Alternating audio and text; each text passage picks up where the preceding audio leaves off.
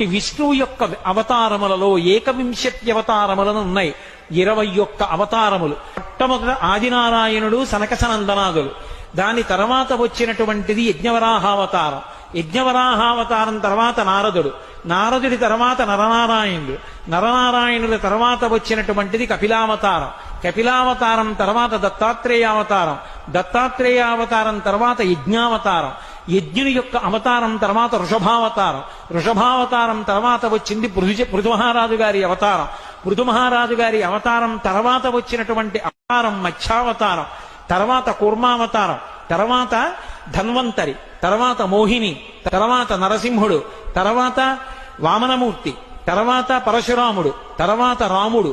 తర్వాత రామచంద్రమూర్తి. తర్వాత బలరాముడు. బలరాముడి తర్వాత కృష్ణ భగవానుడు. కృష్ణ భగవానుడి తర్వాత ఏకకాలంలో 2 అవతారాలు ఉంటూ ఉండొచ్చు వీటిల్లో. కృష్ణావతారం. కృష్ణావతారం తర్వాత బుద్ధావతారం. బుద్ధావతారం తర్వాత కల్కి అవతారం. ఈ 21 అవతారాలలో గమ్మత్తు ఏంటంటే ఒక అవతారం ఉండగా ఇంకో అవతారం వస్తూ ఉంటుంది. పరశురామావతారం, రామావతారం ఏకకాలంలో నడిచాయి. బలరామావతారం, కృష్ణావతారం ఏకకాలంలో నడిచాయి.